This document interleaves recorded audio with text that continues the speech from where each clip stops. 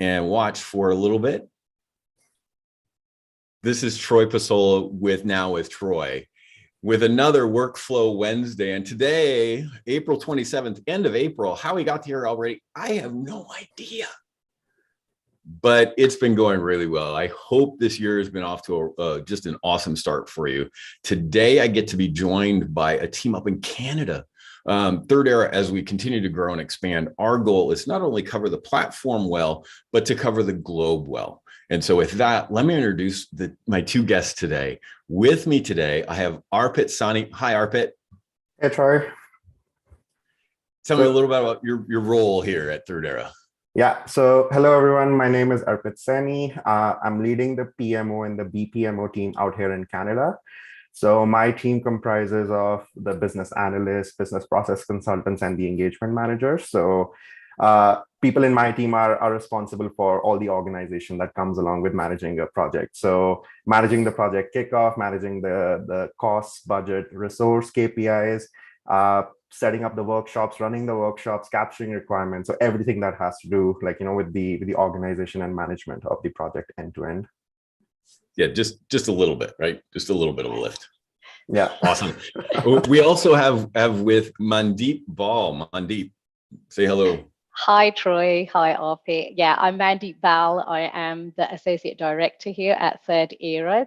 I lead the technical team here in Canada. So all the magic that happens when we build the solutions, I have the solution architects, the technical consultants, all reporting to me. And yeah, so I am the person that works well with Arpit to make things run for all the projects.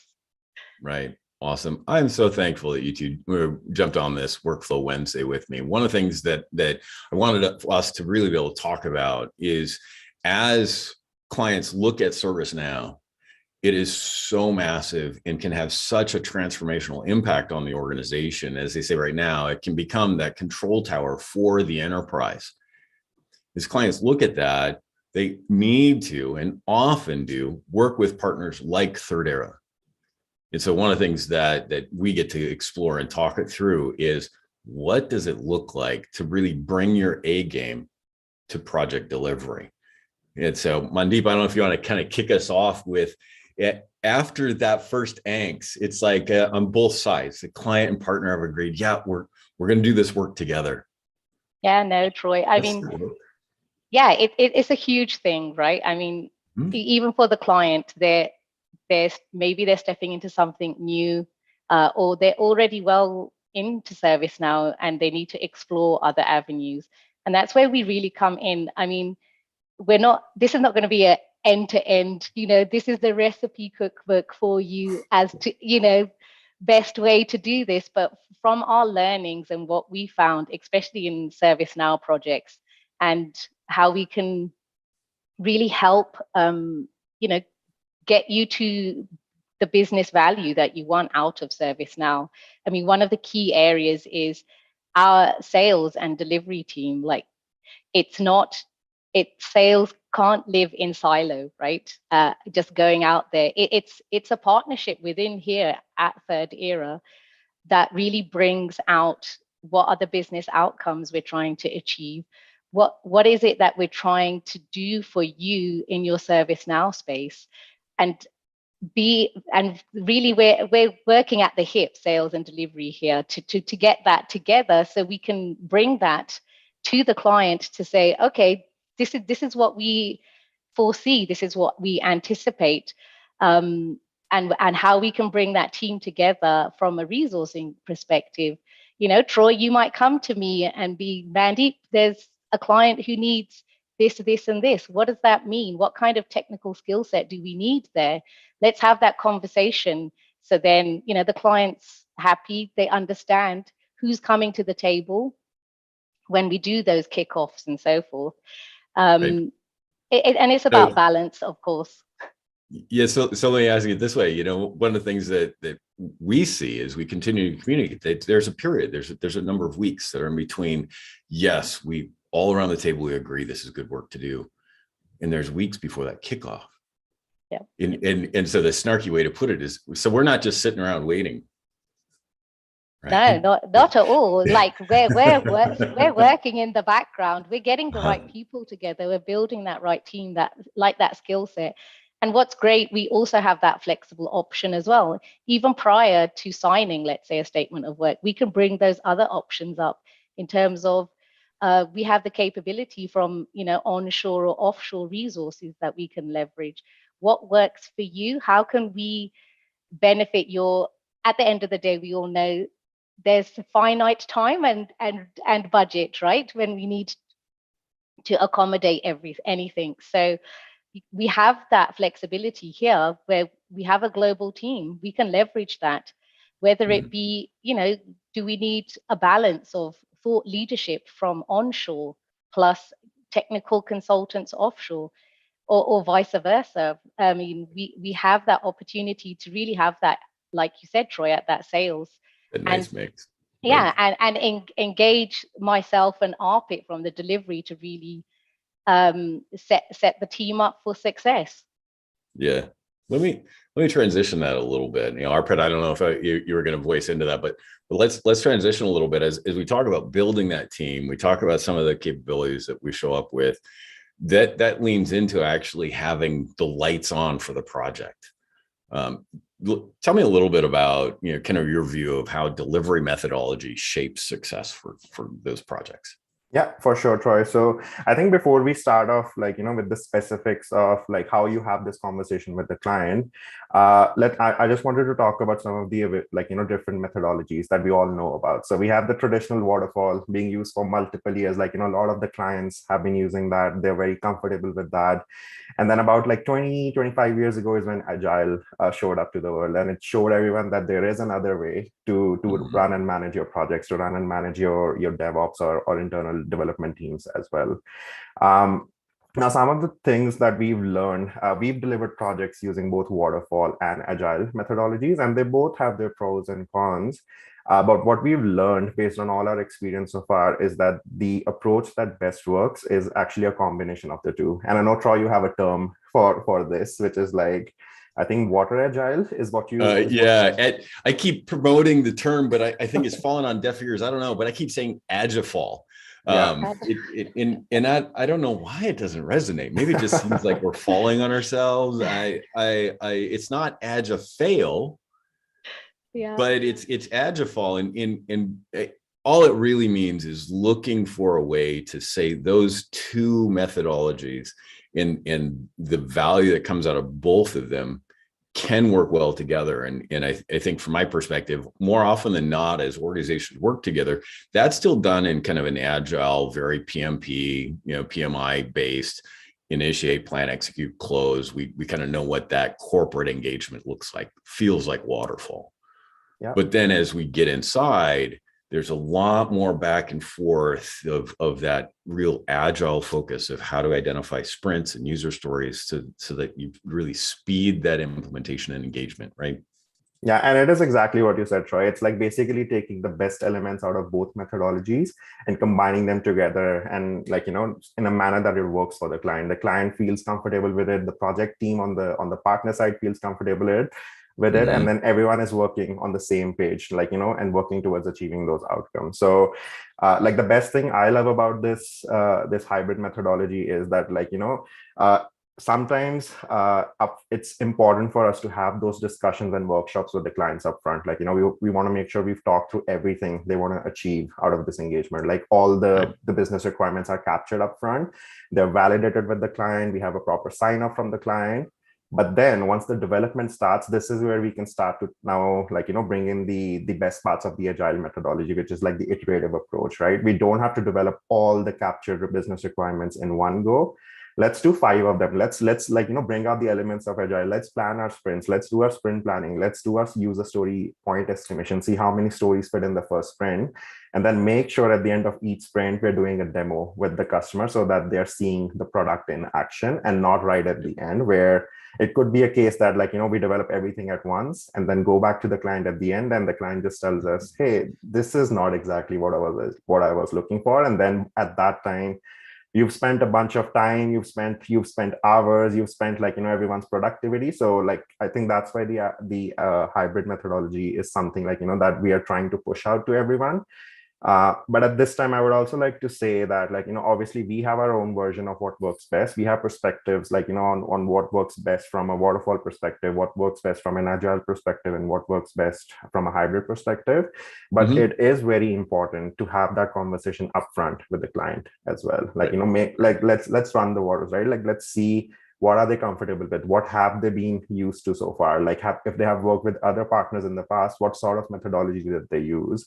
And there are different scenarios there. Some clients have just worked at waterfall and they are very hesitant to accept the change to agile. They want to continue with waterfall. So like, when you run into that scenario, you have to like either like, make sure like, you are comfortable delivering waterfall yourself, or you are comfortable enough to have that communication with the client that, hey, this might be a good opportunity for you to try out agile, and we are here to guide you, like, through the entire path. So we'll show you what agile looks like. We'll walk you through what a sprint planning session looks like. What is a sprint? Like, what is a user story? We're more than happy to walk someone, like, from a client perspective who hasn't done agile or hybrid before, walk them through the basics, and then like, take it easy, like as we are doing our first agile project with them. So there's a lot of different scenarios and different opportunities that come up from a delivery methodology perspective.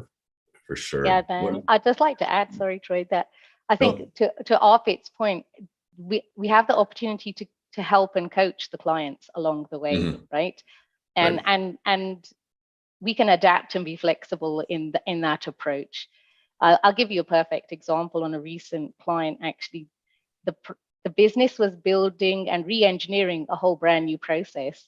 So they didn't even have a defined process yet.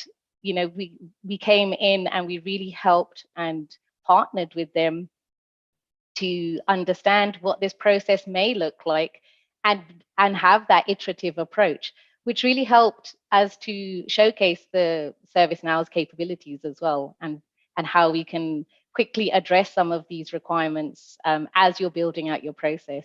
So yeah, it's that coaching along the way kind of thing that we can also do to really help. I want to pull on that a little bit and ask you guys some more about really tool selection in that. We are all aware, being part of Thirdera, that ServiceNow is how we run our business, right? And many times, given the choice and the flexibility, we'll use ServiceNow for managing that customer-facing projects, or user stories are managed in that instance. But we'll always use the client's preferred tool. But I'd like you guys both to voice in on, that conversation about where should this reside, and some of the trade-offs of looking at where it resides, the tool of choice, if you will. Yeah, for sure, Troy. I'll speak on that. So as you said, like, the best part about ServiceNow is that it does give you the necessary tools to manage all of your sprints and user stories within the platform itself. So that's, I think, would be our starting point. Like, whenever we are having the conversation with the client, that, hey, do you actually know about the Agile module within ServiceNow? Do you know like how easy it is, like, to create your sprints, to plan your sprints, create user stories, manage them, like, assign story points to them. And then once your sprint is actually in progress, you can actually get sprint burn down data. Like, there's so many good features and reporting capabilities within ServiceNow itself. Now, as I said previously, you always have to check with the client, and they might be doing things in a completely different way. So like, we've run into scenarios before where the client is using something like Jira to like, for their project management. That's where they're capturing all the user requirements. So it's all a matter of like, having that conversation with the client, making sure like, that they're actually happy to try out something new, versus if they want us to stick with Jira or some other tool that they have been using so far. And that's like, something that they're using enterprise-wide. They don't want to like, switch their ways of working. I think the partners, the ServiceNow partners in that scenario have to be flexible enough to like, to work with whatever the client feels best comfortable with.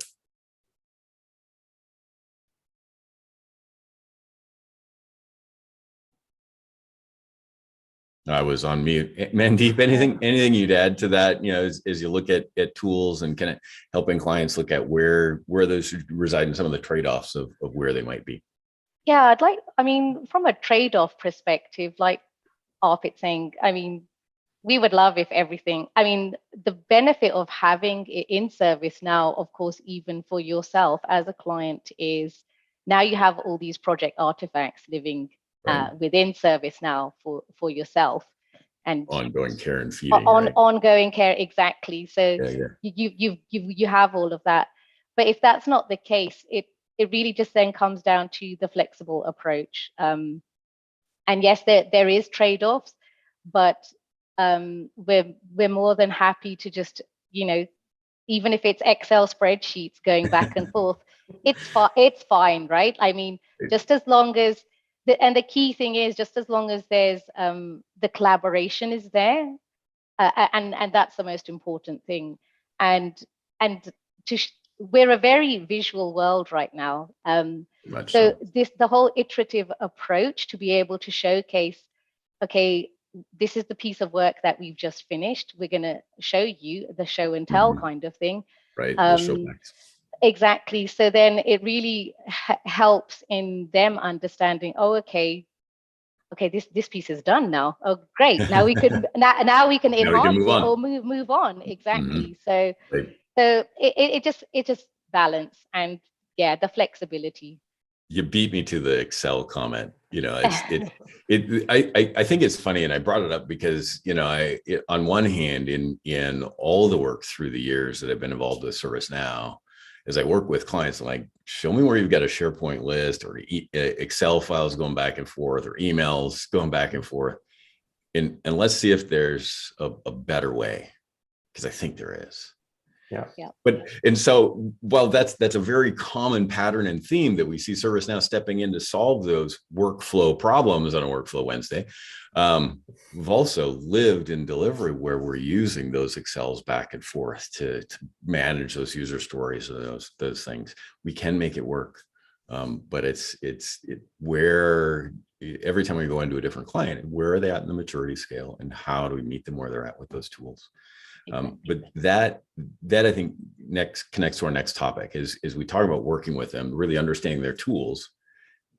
That means there's a relationship there. So if you guys would both kind of voice in, as we jump into projects, when we talk about relationship matters, what does that mean?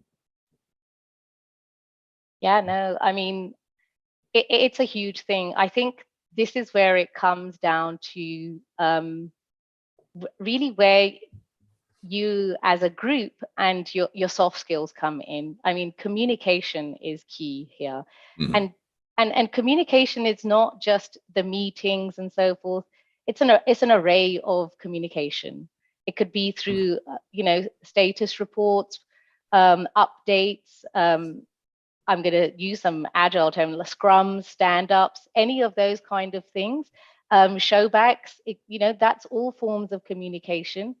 And that really helps build that client relationship, and really getting that understanding from a context.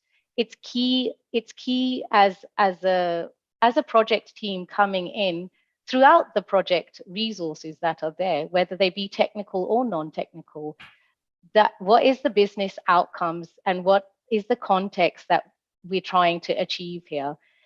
Because sometimes we may just be, you know, heads down into a specific piece of work, for example, but it's that context sharing between the group as to what it is that we're actually trying to build, which really then helps, I think, the design of how we're going to approach to build this solution for you. And at the end of the day, it's the communication to set the expectations early on and keep reiterating them along the way. We all know, we've all been there, Troy, Arpit. Projects will have new things come up, which now have become higher priorities than what we had before. Now it's how can we as a group change trajectory almost in some instances. What can we then offer given, obviously, like I said before, the finite timeline that we may have to achieve this, there is always options. So, and if you started building that communication and client relationship, those conversations come up much easier as to, okay, we need to take a diversion here. I mean, we do it in our day-to-day lives anyway, so it's only natural that, you know, we apply that same logic to how to run a project as well. So, you know, those big things, it's don't be afraid to even bring up those conversations, because you know, it's key, it's important. Like, something new may come up, and now we need to divert course. And how do we as a project team help and propose, this is another approach we could tackle this, right? Right. And just to add on to that, like, Mandeep, I love when you said, like, you know, hey, don't be afraid to bring that up, because I think people are afraid, because these conversations are not fun conversations, right? Like, to say to a client that, hey, we said we could do this in 8 weeks, but we just realized, hey, like, you know, it's gonna take probably 4 extra weeks, so the timeline needs to be stretched out by 4 weeks. Or hey, we were estimating, like, you know, X amount of budget to be used by this particular phase, but we have already used way more, right? So these conversations are not fun conversations, but as long as you and the client have been in constant communication, like, you know, they are pretty much working as part of your team, they are fully aware of what's going on the project, and you have sort of put in that effort since the beginning of the project to build that relationship with them, so that you feel comfortable enough to bring this up with them, and then just have a good discussion as to, like, you know, what is our solution to move forward. Exactly. And at the end of the day, it's a partnership, right? And that's we're on this ServiceNow journey together, like, and that's how we really have to approach every single project that we deliver. I like that, and I think the reality is, you know, just like we were saying, Mandeep, we do this in regular life. Why wouldn't we expect something different is we come to work and we work on implementation projects, either from a client side or ours? Because so often that scope, as we talk about from a project management perspective, or objectives, the things we want to address, both sides can change that. As you come in, it's like, oh, we didn't know that. As we work together, there's things that we find, and sometimes it's we didn't know on the project that we were looking at. We need to adapt on either side. But I've also seen it where it's like priorities on the client side. It's like the pace of change that we're living in today is astronomical. That it almost comes without saying that the business that we're helping our client through when we started is very possibly not the business that they have at the end. That sometimes those course corrections, those scope changes come because it's like, we were headed this direction. The world changed on us. We have to head this direction, and that affects this project. Now what do we do? Exactly. And so I like that idea both of you guys talked about, admitting that, having that tough conversation, and really coming up with suggestions and recommendations together. One of the things that I've enjoyed about Thirdera is just the fact that we've grown so fast, and the scale that we're at. You know, we're well over 400 current client-facing projects today. The pace of change that we get to experience by working with that many clients is amazing, because we do get to see many different situations. But as we think about that learning, you know, I think the last question that I really want to spend some time on is as you look at projects, there's some areas that we might say are underrated. Maybe you guys can poke at some of those and say, if you could, you know, pull a client aside beforehand in a project, or a project team aside, what areas would you say, make sure you spend time on these? Yeah, no, that's a very good question, Troy. So we've identified actually 3 areas that we consider underrated, and I'm going to list them out, and I'm going to provide some thought process to why we picked these 3, right? So the 3 areas, in our opinion, which are underrated when it comes to ServiceNow delivery, are project kickoff, project closeout, and OCM. Like 3 very key areas, but in our opinion, like, you know, they fairly go under the radar, and I'll tell you why. Once the project starts, like, you know, we have our first set of workshops. at that point, everyone is super focused. Like, the BAs, the BPCs are busy with prepping for the workshops. The client is prepping, like, for providing input to the workshops. And then, like, once the requirements are captured, developers are all focused on making sure the product, like, the ServiceNow development is going well, followed by testing. So, like, during the actual course of the project, like, everyone knows their roles, everyone is super focused. So no one really kind of pays attention, like, to project kickoff and closeout. Everyone's main focus is just on the actual delivery of the project, Right. which is not a wrong thing, but I'll tell you why we need to pay some more attention to kickoff and closeout. So project kickoff, think of it as like, this is the first opportunity for you to, like, to meet everyone on the client side. So the entire project team on the client side meets the entire project team on the partner side for the first time. So this is your chance to make a first impression. And you want to make sure you put the effort to make a good and lasting first impression. This is your time, like, to validate all the business outcomes that have been laid out in the SW. Like, let me interject. Yeah. Great stuff. But I want to pause there, because that first impression, I think, is so key. I don't want to rush past it, because, we were talking about those relationships. Yeah.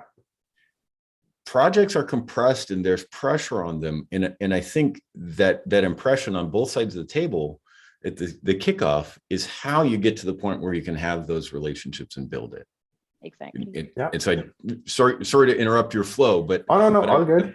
I wanted to give a little bit of time there to say, why does it matter to have a first impression? It's not just, hey, we showed up and we look good. We were joking about having a little bit of swagger, that you got to come in and enjoy the work and do the work and present well as being educators and advocates for our clients. But there's more to it. And so thanks for letting me. Yeah, no, all good. Like, there are business outcomes that were laid out in the statement of work based on discussions that the sales teams had with the client. But now this is your time to validate each of those business outcomes and reiterate them in front of the entire project team. But this is what we're striving towards. This is your chance to put in front of them an updated project timeline, because there could be a scenario where, like, there was some gap between when the contract was signed and when the project actually kicked off. So the timeline start dates are kind of shifted, right? So you want to make sure you're presenting the most latest version of the project timeline, and everyone on the client side feels comfortable or has the opportunity to raise any concerns they see with the timeline. This is also your opportunity to kind of help your future self. And what I mean by that is, like, you can put in the effort at the beginning to come up with things like, hey, what does the project steering committee look like? Like, if during the course of the project something doesn't align with the plan, like, the timeline needs to shift, the budget needs to be discussed again, who do we go talk to? Like, what does that path look like? Because when you get into that situation during the project duration, you're already under the stress of delivering this project, and now you have an issue to deal with. At that time, I think you'll thank your past self if you've already had that structure put into place and you know exactly who you need to go talk to, versus trying to figure that out under the stress that you already are during project delivery. So I think that's why project kickoff is one of those areas where it needs, if not as more, but as much attention as the actual project delivery itself as well. And then on the same note, project closeout. We've seen, like, once the project goes live, like, we do the push to production, the client is super happy, the project team is super happy, because it's like, months and months of efforts. Now something have resulted, like, that the users are using, everyone is super happy. But there are still some things that need to happen once you've delivered the project, right? And I'm not talking about things like knowledge transfer or training, because that is not project closeout. That should have been happened even before you go to production, right? Before you actually go live. But I'm talking about things like, once the noise has settled, users are now using your new configuration or whatever you've pushed to production, sit with the client and make sure you go through that list of business outcomes. Hey, did we actually achieve every single one of them? Tick that off, right? And make the client know that we actually delivered exactly what we promised. Talk to them about lessons learned. And lessons learned, I know, is one of those things where, like, everyone does it, but everyone feels like nothing comes out of it. And to that, I want to say, is it all depends on what you want to get out of it, right? Is it just like you want to have that conversation with the client, with your internal team, capture everything in an Excel or a document and then just post it on a SharePoint and never look at it again, right? Like that happens. But it is also like, do you actually want to improve, like, your project delivery? So it all depends on how much effort you want to put into it. So lessons learned is still a very key and important thing to do.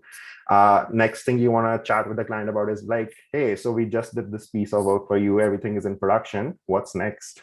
Like, your ServiceNow journey doesn't end here. Like, what are you thinking next in terms of like, what additional features or you want your users to start using on the ServiceNow platform? So from that perspective, I think project kickoff and project closeout are two underrated areas that definitely need as much attention as the actual project delivery as well. And maybe Mandeep, you can speak more to the OCM side.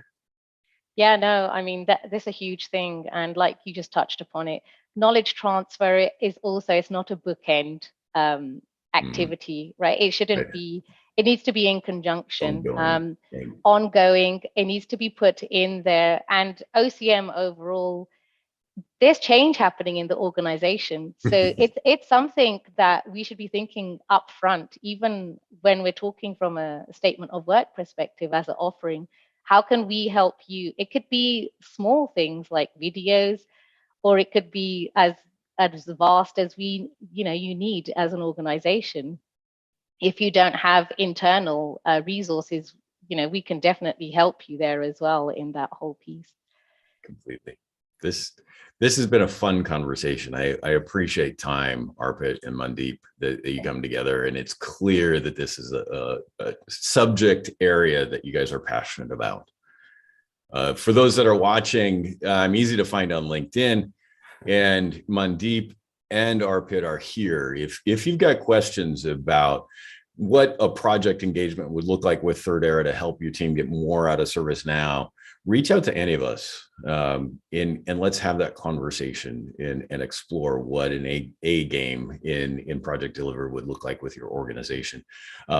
Mandeep, last parting words and thoughts.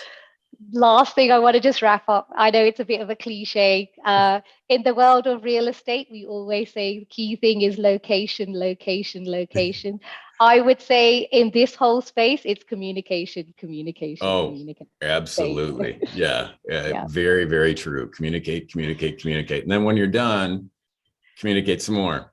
Communicate some more. Exactly. Don't stop communicating. Yeah. Yes, indeed. All right, Arpit, last thoughts. I just wanted to say that, Troy, thank you for the opportunity for for having me and Mandeep here. Project delivery is something we go through every single day of our life. That's our role. So as you said, we're very passionate about it, and it's hard to fit it into 30 minutes. Like there's so much more that we could have talked about, right? So, but we're very, very happy and very appreciated, that you gave us the opportunity to come here and talk some of the things that we feel are important when it comes to project delivery. Of course, the world of work has transformed, and how we find ways to help organizations to perform better, and that is key. I just saw a video recently where it's like the ways that used to work are gone, whether that's on the human capital side or others. The world has transformed, and ServiceNow is a platform that can help address so many of that. And so thank you for jumping on this call. Like I said, we'll have some links in the post for you guys to reach out. But with that, thanks again. Have a great Wednesday, and tune in next time for another Workflow Wednesday, every Wednesday, 9 a.m. Mountain. Thanks much. Great. Thank you. Thank you. Bye. All right, let me wait for this and turn the destinations off.